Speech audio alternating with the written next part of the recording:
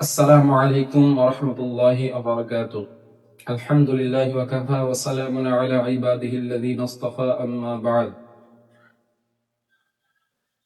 যে যেখান থেকে দেখছেন প্রত্যেককে আন্তরিক শুভেচ্ছা, ভালোবাসা, মোবারকবাদ।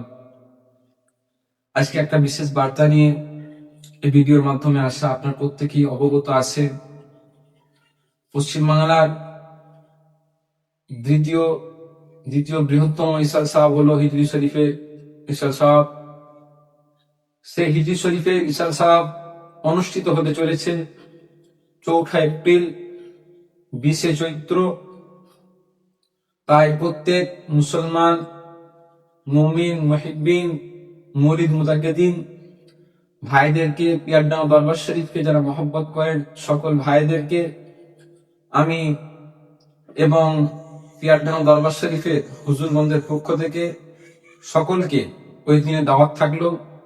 সকলেই হিজরি শরীফে যাওয়ার চেষ্টা করবেন, নেক নিয়ত নিয়ে যাবেন, ওলিদের নেক দোয়া আপনারা হাসিল করবেন।